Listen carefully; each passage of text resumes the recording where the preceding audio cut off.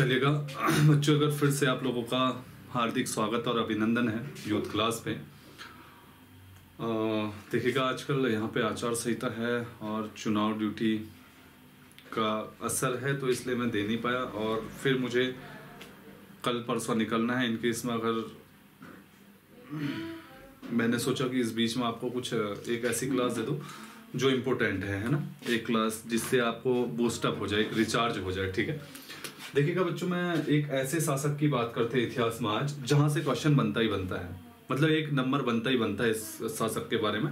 बीच में ऐसा कुछ होगा, हिस्ट्री का आप लोग लोड दे रहे हो तो इम्पोर्टेंट जो एक एक शासक है वो तो आप लोग पढ़ लो, लेकिन मैं इम्पोर्टेंट उनके बारे में बता दूंगा। ठीक है, वैसे तो हम चलेंगे, लेकिन यहाँ से एक क्वेश्चन इन फ्यूचर में कभी भी आपका बन सकता है।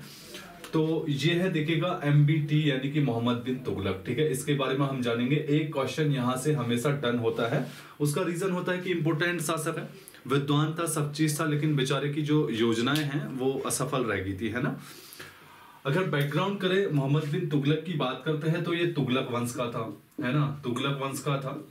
और तुगलक वंश जो है दिल्ली सल्तनत में 1320 से 1414 तक रहा है, 1320 से 1414 तक। और तुगलक वंश जो है दिल्ली की गद्दी पर बैठने वाला, मतलब सबसे लंबे समय तक शासन करने वाला शासक भी जो थे तुगलक थे। इसकी फाउंडेशन देखिएगा गाजी मलिक डालता है। इसका फाउंडर, तुगलक वंश का फाउंडर जो है गाजी मलिक होता है। और गाजी मलिक का जो नाम होता है, गद्दी पे बैठता है तो गयासुद्दीन तुगलक। क्या? गयासुद्दीन तुगलक, है ना, गयासुद्दीन तुगलक। याद रखिएगा, बहुत ही इंपॉर्टेंट है ये गयासुद्दीन तुगलक। ठीक है, तो गयासुद्दीन जो होता है, गाजी मलिक इसका नाम होता है और गयासुद्दीन तुगलक के नाम से तुगलक वंश की फाउंडेशन करता है और पहला शासक बनता है तुगलक वंश का। ठीक है, गाजी का मतलब होता है कि काफिरों का दुश्मन। ठीक है, काफिरों का नाश करने वाला, गाजी इनके उसमें गाजी इसे बोला जाता है।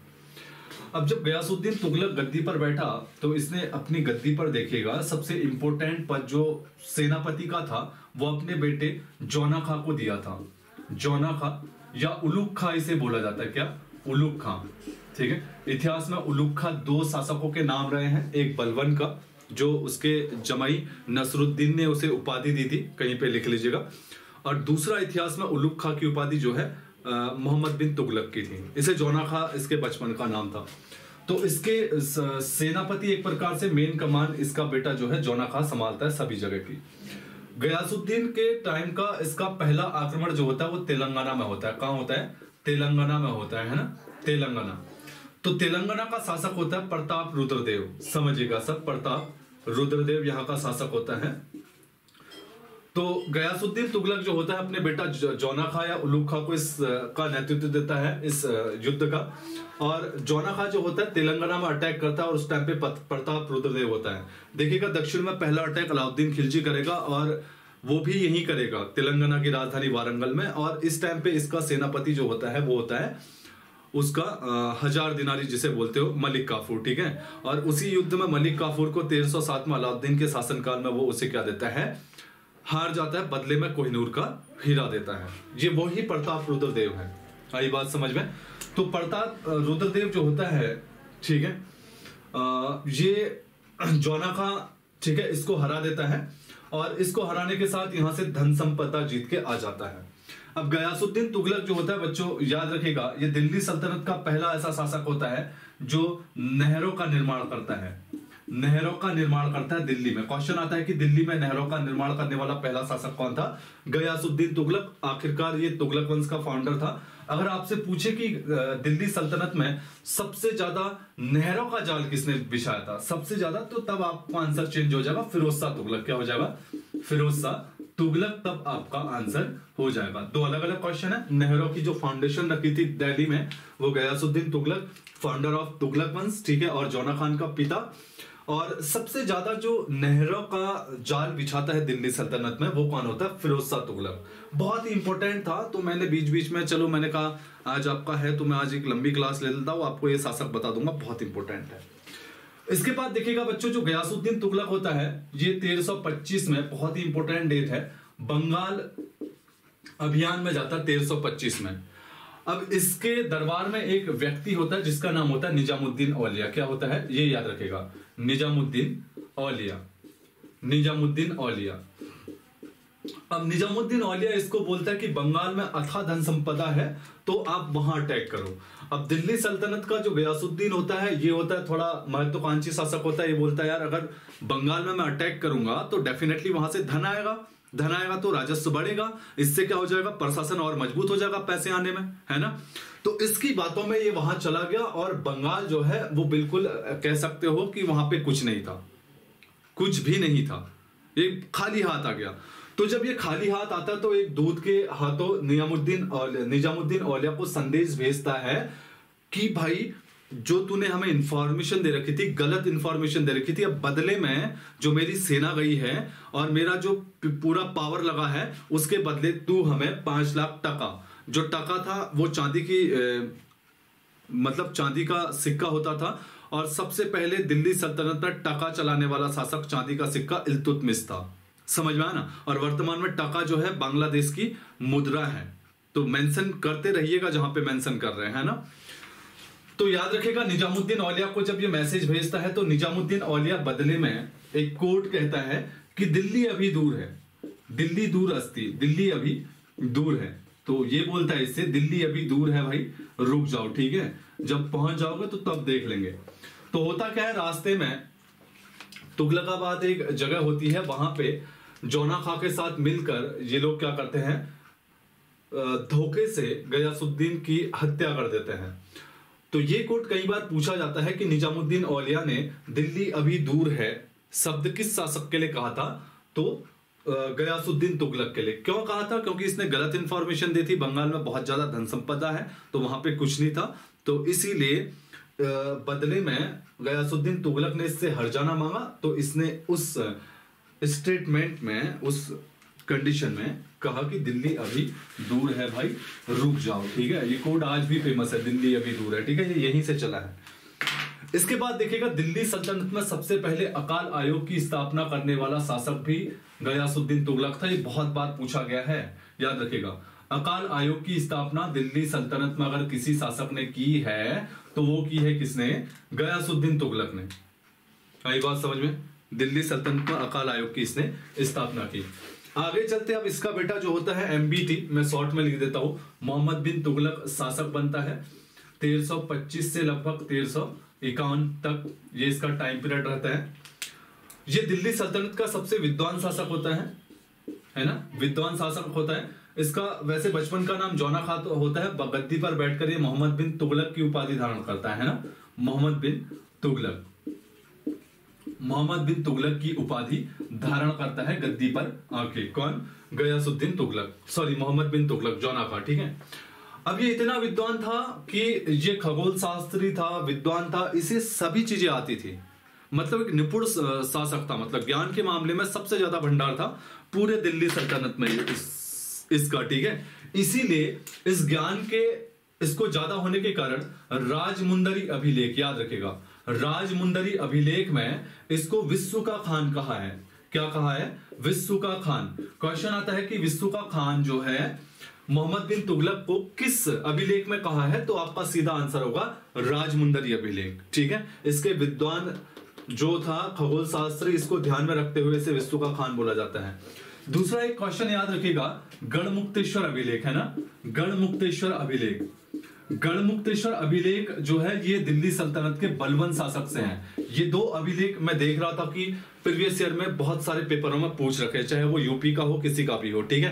क्वेश्चन आया था कि गढ़मुक्तेश्वर अभिलेख का संबंध किससे है, बलबन को। एक्चुअल में गढ़मुक्तेश्वर अभिलेख में बलबन को खलीफा का सहायक बताया है। ये क्वेश्चन कई बार आया है कि किस शासक को गढ़मुक्तेश्वर अभिलेख में खलीफा का सहायक बताया है, बलबन। किस शासक को राजमुंदरी में विश्व का खान बताया है, तो मोहम्मद बिन तुगलक। रीजन क्या था, इसके विद्वान होने के पीछे इन लोगों ने तर्क दिया, ठीक है। आगे चलते हैं, देखिएगा ये दिल्ली सल्तनत का पहला ऐसा शासक था जो मुजुद्दीन चिश्ती, ठीक है, मुजुद्दीन चिश्ती जिनकी दरगाह थी अजमेर में, ये दिल्ली सल्तनत का पहला शासक होता है जो इनकी दरगाह में जाता है। ये क्वेश्चन कई बार आया है कि दिल्ली सल्तनत का वो पहला शासक कौन है जो अजमेर शरीफ इसका नाम लिया जाता है, या मुजुद्दीन चिश्ती की दरगाह पे गया था तो मोहम्मद बिन तुगलक। समझ में आया ना। दूसरा देखिएगा, ये दिल्ली सल्तनत का पहला ऐसा शासक था जिसने उत्तर भारत और दक्षिण भारत के एकीकरण के लिए काम किया था। दक्षिण भारत व उत्तर भारत, समझ में ना, दक्षिण भारत व उत्तर भारत को एक करने का यानी कि एकीकरण का पहला प्रयास किया था दिल्ली सल्तनत में। ये क्वेश्चन बहुत डीप है इसलिए बता रहा हूं, ये क्वेश्चन आप लोग मेंशन कर लीजिएगा। तो दिल्ली सल्तनत का पहला शासक जिसने उत्तर और दक्षिण को एक करने के लिए खाका तैयार किया था या कर रहा था, हालांकि कुछ हुई ना, असफल रही, वो था मोहम्मद बिन तुगलक। दूसरा, समझ में आया ना।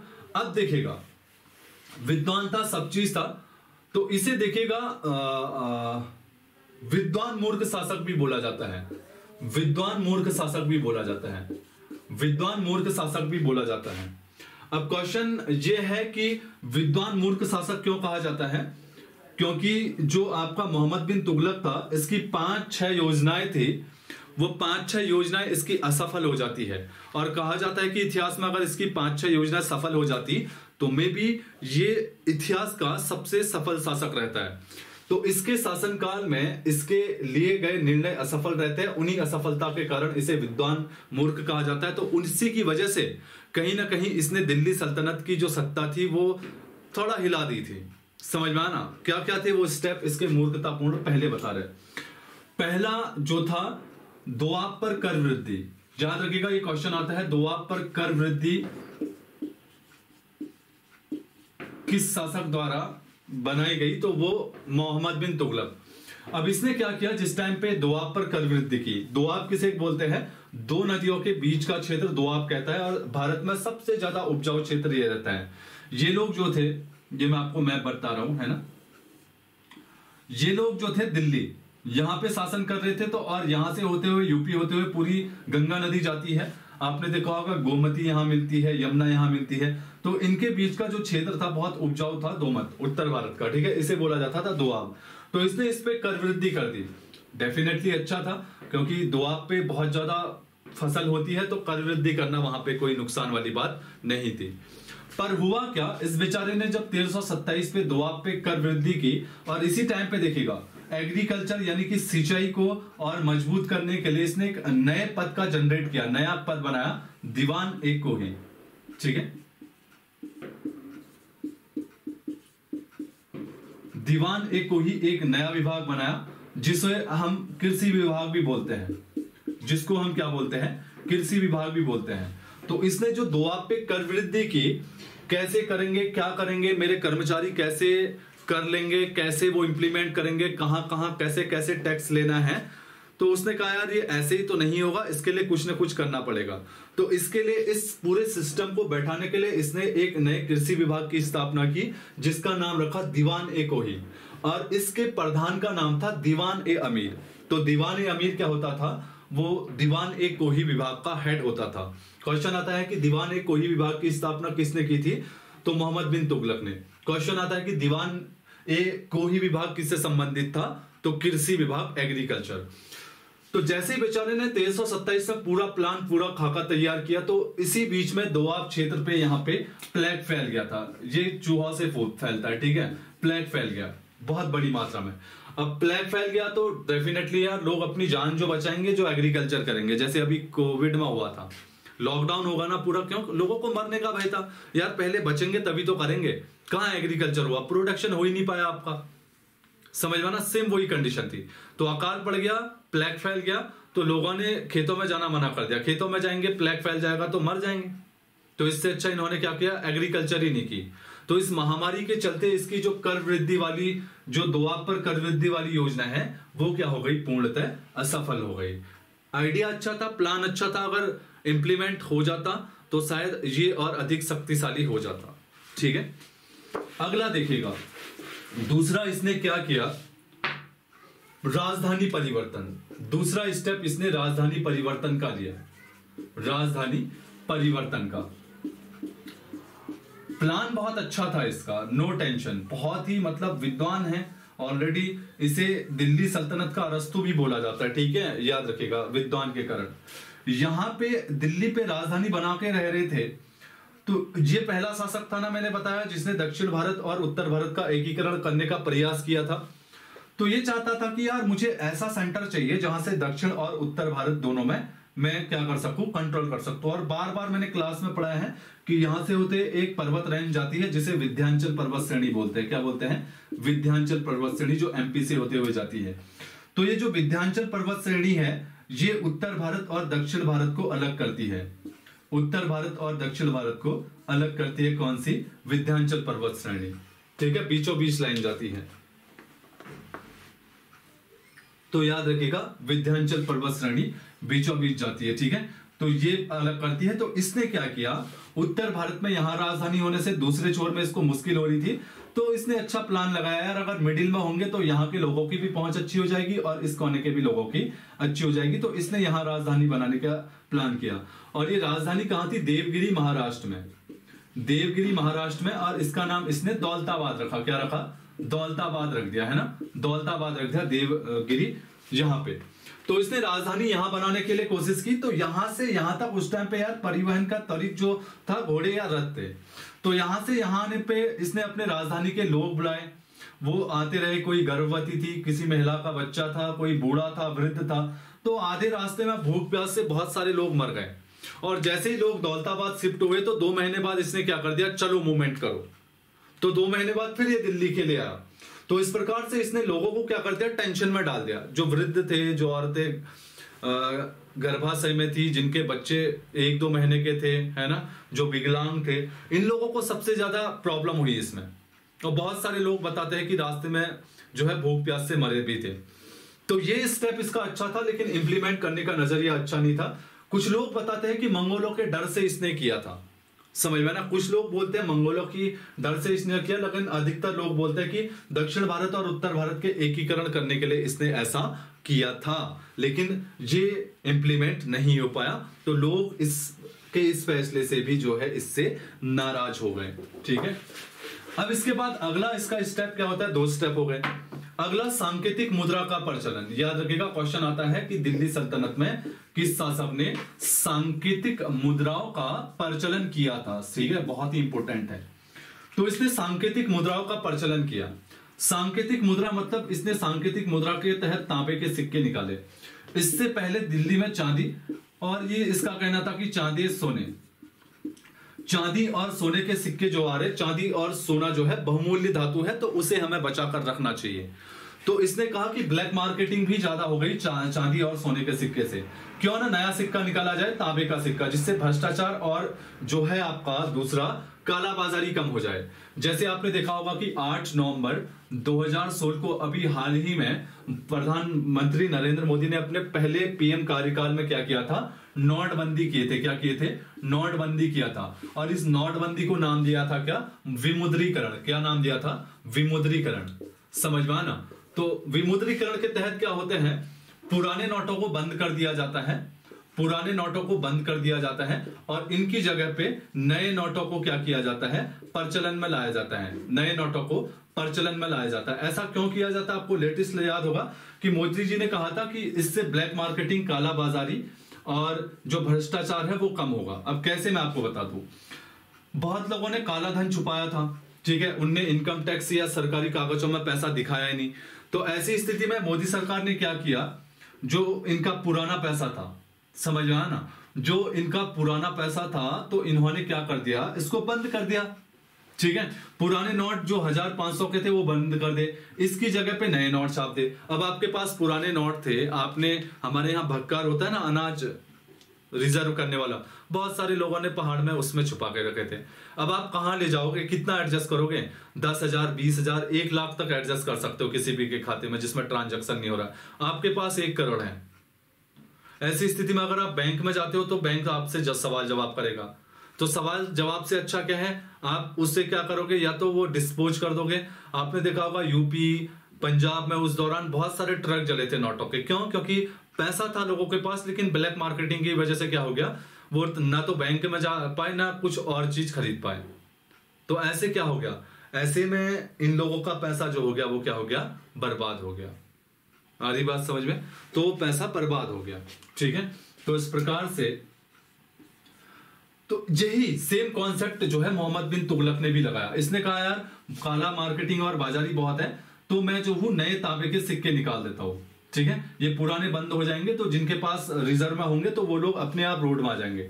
तो जैसे इसने तांबे के सिक्के निकाले तो उस टाइम पे लोहार जो होते थे वो बहुत भयंकर लेवल के होते थे। जैसे इसने तांबे के सिक्के चलाना शुरू किए वैसे ही इन लोहारों ने सेम इसी के सांचे के इसी ढांचे के भी मार्केट में निकालना शुरू कर दिए और धीरे धीरे मार्केट में तांबे के सिक्के जो सिक्के थे वो इतने ज्यादा हो गए कि ये हिसाब ही नहीं लगा, क्योंकि सरकारी हिसाब में तो सपोज करो इसने 10 करोड़ निकाले, यहां से लोहार भी 10 करोड़ निकाल रहे हैं, तो ऐसे में क्या होगा, मार्केट में बहुत ज्यादा पैसा आ रहा। राजा को पता है कि 10 करोड़ ही है, लेकिन ब्लैक मार्केटिंग की वजह से लोहारों ने ज्यादा निकाल दिया।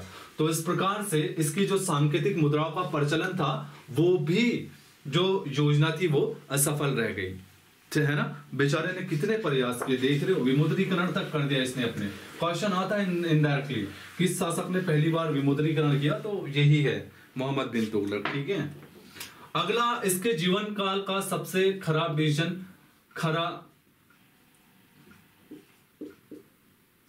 खरासान या खरासीन इसे बोलते हैं, खरासान या खरासीन अभियान, खरासिल अभियान भी बोला जाता है, खरासिल अभियान, ठीक है। खरासिल अभियान इसके जीवन काल का। खरासिल अभियान, खरासिल जो थी उस टाइम पे ईरान और इराक के बीच में है, ये बीच में पड़ती थी। इराक की राजधानी याद रखिएगा बगदाद है, ये बहुत इंपॉर्टेंट है, ठीक है। बगदाद इसकी राजधानी है, तो इसके बीच में थी, मध्य एशिया में थी। तो इसके टाइम काल में खरासीन में जो है राजनीतिक उथल पुथल चला था, तो ये इस राजनीतिक उथल पुथल का फायदा उठा के यहाँ पे भी कब्जा करने की सोच रहा था और चाह रहा था कि यहाँ पे कब्जा हो जाए, तो धीरे धीरे मध्य एशिया में भी हम लोग क्या करेंगे, स्टेप करेंगे और एक बहुत बड़ी शक्ति बन के सामने उभरेंगे। तो इस अभियान के लिए इस बंदे ने 3 लाख सैनिक जो है बनाए अपनी सेना में। अब आज के टाइम पे भारतीय आर्मी में 15 लाख लोग हैं, 15 लाख लोगों को सैलरी देने में ही सरकार जो है बोल जाती है, तो इसने 3 लाख करे थे उस टाइम पे। उस टाइम पे जनसंख्या भी कितनी थी, तो इसके अकॉर्डिंग बहुत ज्यादा था ये। तो इसने क्या कर दिया, खरासिल अभियान में जाने से पहले सैनिकों को 1 साल का वेतन एडवांस दे दिया, 1 साल का वेतन जो है एडवांस दे दिया। तो क्योंकि सैनिक उत्साहित हो और इस युद्ध के लिए जो है जोश करो, उससे उनको ये भी ना लगे कि पैसा नहीं मिल रहा है। तो युद्ध में जाने वाले सैनिकों को इसने 1 साल का वेतन एडवांस दे दिया, सैनिक भी खुश हो गए। अब जब सैनिक खरासिल पहुंचे तो सैनिक बेचारे लगातार 4 से 5 महीने यहाँ पे वेट करते रहे कि अब राजा का ऑर्डर आएगा, अब हम अटैक करेंगे, अब राजा का ऑर्डर आएगा। इन 4-5 महीनों में राजा का ऑर्डर नहीं होता है और सडनली खरासिल में जो है राजनीतिक उथल पुथल जो है बंद हो जाता है। तो मोहम्मद बिन तुगलक सीधे खरासिल के जो उस उथल पुथल के बाद पॉलिटिकल लीडर बनता है, उससे संधि कर लेता, हाथ मिला लेता है और ये सैनिक बेचारे 4-5 महीने ऐसे ही देखते रहते हैं। अब जब ये बेचारे घर वापस आते हैं, बहुत ज्यादा विद्रोह इनके मन में होता है। अब 4-5 महीने तुमने वेट कर रखा है ना, उतना लंबा रास्ता है, मध्य एशिया पहुंचना है, मामूली बात थोड़ी हो रही, और लास्ट में तुम हाथ मिला रहे हो, पहले ही मिला लेते। तो सैनिकों में बहुत ज्यादा विद्रोह जो है फैल गया। ऐसी स्थिति में इसने क्या कर दिया, यही जब रास्ते पे आ रहे थे तो इसने ऑर्डर निकाल दिया कि अब आप जो है कराचिल अभियान करोगे। क्या करोगे, कराचिल अभियान करोगे। क्या करोगे, फिर से एक बात बता रहा हूं, कराचिल अभियान करोगे। तो खरासिन के जो सैनिक थे उनको कराचिल की ओर मूवमेंट करवा दिया। कराचिल बताई जाती है कि कुमाऊं हिमालय में है, अब एग्जैक्ट जगह का तो मुझे पता नहीं है, पर कुमाऊं हिमालय में एनसीईआरटी में दे रखा है कि कुमाऊं हिमालय में ये जगह पड़ती है। तो जो खरासिन में सैनिकों का विद्रोह था, बचे हुए सैनिक थे सारे, तो इसने क्या कर दिया, उनको मूवमेंट करा दिया कराचिल की ओर। रीजन क्या था कि ये लोग विद्रोह ना करे करके, समझ में आया ना, एक मिनट, ये लोग क्या विद्रोह ना करे करके। तो ऐसी स्थिति में जब बेचारे ये कराचिल की ओर गए तो ये तो मैदान के, समझ में आया ना, मैदान का एनवायरनमेंट इनका एडजस्ट था। अब ये बेचारे पहाड़ और बर्फबारी में चले गए। तो बताया जाता है कि लगभग 80 से 85% सैनिक इस कराचिल अभियान में जाने से पहले ही ठंड और पर्वतीय बर्फ वाले रास्तों से फिसलने से कुछ ठंड से मर गए। तो देखिएगा इसने जो ये अभियान किए, ये जो योजनाएं लगाई, ये सब इसकी क्या हो गई, असफल योजना हो गई। इसीलिए इसे क्या बोला जाता है, विद्वान मूर्ख शासक बोला जाता है, बुद्धि मूर्ख शासक। आया समझ में? आगे बढ़े, इंपोर्टेंट है, एक नंबर बनेगा इससे, याद रखिएगा। अब देखिएगा इसके शासनकाल में मोरक्को निवासी, मोरक्को अफ्रीका में पड़ती है, समझ में है ना, मोरक्को निवासी इब्न बतूता आता है, इब्न बतूता आता है 1334 में, ठीक है। 1334 में इसके शासनकाल में मोरक्को निवासी इब्न बतूता आता है। तो इब्न बतूता की एक बुक होती है रेहला, क्या होती है, रेहला। ये रेहला जो है इसकी यात्रा वृत्तांत है, यानी कि इसमें अपनी इसने यात्राओं का क्या कर रखा है, वर्णन कर रखा है। और इसी में इसने दिल्ली की डाक व्यवस्था पर भी जो है कमेंट करे हैं, मतलब उजागर की है। तो क्वेश्चन आता है कि रेहला बुक जो है इब्न बतूता की है, इसमें इसने दिल्ली की किस व्यवस्था का उल्लेख कर रखा है, तो डाक व्यवस्था, ठीक है। और ये बुक कौन सी है, यात्रा वृत्तांत। ये किसके शासनकाल में आया था, आपका बहुत बार पूछा गया, मोहम्मद बिन तुगलक, कब, 1334 में। जैसे ही ये आता है तो ये इसे दिल्ली के एक इंपोर्टेंट काजी के पद पर नियुक्त करता है। काजी उस टाइम पे आप बता सकते हो कि वकील का काम करता था, ठीक है। तो काजी के पद पे नियुक्त करता है, सम्मान देता है इसे। बाद में इसके नेतृत्व में एक दूत मंडल, इसके नेतृत्व में एक दूत मंडल क्या होता है, चीन की ओर रवाना करता है, कौन, मोहम्मद बिन तुगलक। आया समझ में इतना, ठीक है।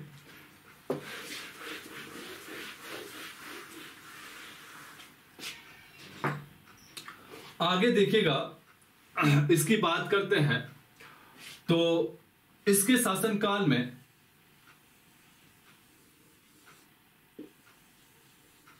1336 में दक्षिण भारत में एक नए साम्राज्य की स्थापना होती है, जिसका नाम होता है विजयनगर। क्या होता है, विजयनगर। विजयनगर साम्राज्य की स्थापना होती है इसके शासनकाल में, ठीक है, दक्षिण भारत में। ये कहीं अभियान करता है, तो उस अभियान से इसको दो हिंदू भाई मिल जाते हैं, हरिहर और बुक्का, हरिहर और बुक्का। तो हरिहर और बुक्का जैसे ही मिलते हैं, तो हरिहर और बुक्का को, उनसे प्रभावित होकर हरिहर और बुक्का को ये क्या करता है, दक्षिण की कमान देता है और बोलता है कि तुम लोग दक्षिण भारत को संभालो और वहां पे हमारे साम्राज्य का विस्तार करो। तो हरिहर और बुक्का इसके दक्षिण जो इसका अभियान होता है उसका नेतृत्व करते हैं। और विजयनगर आकर, क्योंकि अब लगभग सुल्तान की जो स्थिति होती है पहले मुताबिक नहीं होती, 1336 में वो जितनी भी घटनाएं बताई है वो 1327 1330 के बीच में घट चुकी है। अब सुल्तान लगभग टूट चुका है। तो इसी सब का फायदा उठाते हुए हरिहर और बुक्का अभियान में आते हैं, कहां, विजयनगर, दक्षिण भारत। तो मौके का फायदा उठाकर ये लोग क्या करते हैं, यहाँ पे 1336 में एक स्वतंत्र राज्य विजयनगर की स्थापना करते हैं, ठीक है, विजयनगर, और जिसकी राजधानी हम्पी होती है, आपने पढ़ा होगा। ये हिंदू संस्कृति का केंद्र है। और इसी के टाइम पे इसी साइड में एक मुस्लिम संस्कृति का जो अलग साम्राज्य होता है, बहमनी साम्राज्य, बहमनी साम्राज्य, तो इसकी भी स्थापना होती है। विजयनगर तो सभी को पता होता है कि मोहम्मद बिन तुगलक के टाइम पे दक्षिण भारत में मतलब बनाया गया। बहमनी भी याद रखिएगा, तो बहमनी मुस्लिम संस्कृति का केंद्र था, तो इसकी स्थापना भी इसी के शासनकाल में कहां हुई, दक्षिण भारत में हुई थी। यही बात समझ में, तो ये याद रखिएगा। इस विजयनगर साम्राज्य में आपने तुलुप वंश आपने सुना होगा, आरविडु वंश। तो इस तुलुप वंश का एक शासक था जिसका नाम था कृष्ण देव राय, अगर आपको याद आ रहा है, कृष्ण देव राय इस वंश का शासक था। इसे आंध्र पिता, आंध्र भोज भी बोला जाता है ना। और इस कृष्ण देव राय का जो उल्लेख है बाबर ने बाबरनामा में भी किया है, बाबर ने बाबरनामा में भी कहा है। बाबर ने बाबरनामा, मूल जो बाबरनामा है वो तुर्की भाषा में लिखी है, जबकि मुगलों की दरबारी भाषा जो थी वो फारसी थी। क्या थी, फारसी थी। समझ में आना, कई बार कंफ्यूज हो जाता है। तुर्क तो जो ये थे दिल्ली सल्तनत वाले थे। तो अब जो आपके मुगल थे उनकी दरबारी भाषा फारसी थी, लेकिन बाबरनामा जो मूल रूप से बाबर ने लिखी है तुर्की भाषा में लिखी है। बाद में अब्दुल रहीम खाना ने बाबरनामा का फारसी में अनुवाद किया था। समझ में आया ना, बहुत इंपॉर्टेंट क्वेश्चन है, हिस्ट्री के, याद रखिएगा, ठीक है। ये सब लिखते रहिएगा जो मैं बता रहा हूँ, सारा इंपॉर्टेंट डाटा है। ऐसा बिल्कुल भी मत समझे कि टाइम पास है, ठीक है। जितना इंपॉर्टेंट डाटा है मैं बता रहा हूँ इस लेक्चर में, याद रखिएगा, बिल्कुल भी नहीं छोड़ना है, ठीक है।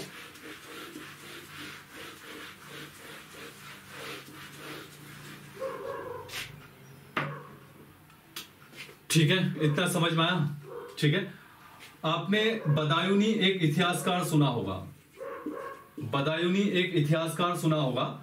बदायूनी ने इस बेचारे के मौत में अंत स्टेटस दे रखा है कि अंततः उसे लोगों से और लोगों को उससे मुक्ति मिल गई। देख रहे हो, सही स्टेटमेंट बोल रहा है ना बेचारा, क्योंकि लोग उससे परेशान थे, वो लोगों के लिए परेशान था। वो चाहता था कि लोग अच्छा जीवन यापन करें, और लोग चाहते थे कि यार इसने हमें घुमा दिया है पूरी तरफ से। ठीक है, तो मोहम्मद बिन तुगलक बेचारे का इस प्रकार से जो है क्या हो गया बताओ, स्वाहा हो गया बेचारे का। अगर ये इंप्लीमेंट होती ना तो इतिहास का सबसे बड़ा शासक होता।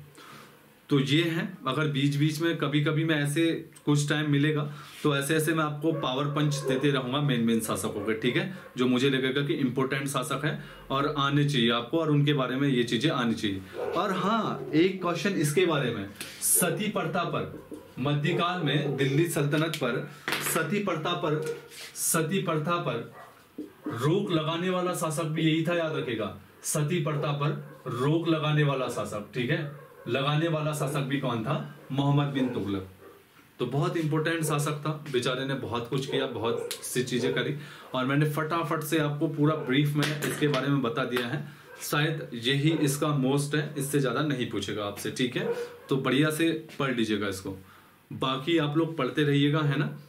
तो आजकल यहाँ मैंने आपको बताया था कि आचार संहिता है, निर्वाचन ड्यूटी है, तो थोड़ा बिजी हो जाते हैं, तो उसकी वजह से कई बार हो जाता है हमारे साथ भी, है ना। फिक्स जॉब होती तो आचार संहिता का सामना नहीं करना पड़ता, तो मैं डेली देता, है ना। कई बार फील्ड की जॉब होती है तो ये चीजें करनी पड़ती है। जैसे कल परसों इलेक्शन ड्यूटी है हमारी, बहुत दूर जाना है, मतलब, ठीक है। 80+ जो वोटिंग है बैलेट वाली, उपचुनाव वही चुनाव की तरह होते, खाली उपचुनाव नाम दिया जाता है, तो हमें वहां जाना पड़ेगा। तो वहां लोगों की वोटिंग करनी पड़ेगी 80+ में। तो 21 और 22 को ड्यूटी लगाई है, कल 7 बजे हमारी रिपोर्टिंग है, ठीक है। तो बाकी और दिनों भी थी, ऑर्डर देना, रात को ड्यूटी देना, ठीक है, बहुत से काम हो जाते हैं। चुनाव तो जिंदगी में जब भी चुनाव होते हैं तो बहुत भयानक लेवल पे हम लोग बिजी हो जाते हैं, खासकर पंचायती चुनाव में तो बहुत बिजी हो जाता है। तो चलेगा, उम्मीद करता हूँ कि आप लोग पढ़ रहे होंगे और उम्मीद कर रहे होंगे, है ना। जल्दी ही आगे बढ़ते हैं, है ना। आज मैंने आपसे नैनीताल जिला सीरीज कही थी, कोई बात नहीं, आप नैनीताल जिला सीरीज तो शुरू करेंगे। एक पावर पंच ले लीजिएगा दिल्ली सल्तनत का, इस शासक का, ठीक है। एक क्वेश्चन जरूर बनेगा इससे, ठीक है। तो चलेगा, सभी लोगों को शुभ रात्रि, आगे बढ़े, मेहनत करते रहें, है ना। मैं फटाफट आपको पढ़ाते जाऊंगा, बाद में बातें करते हैं कि क्या हुआ, कैसा हुआ, कहाँ पर पहुंचे, है ना। चलेगा, सभी लोगों को शुभ रात्रि।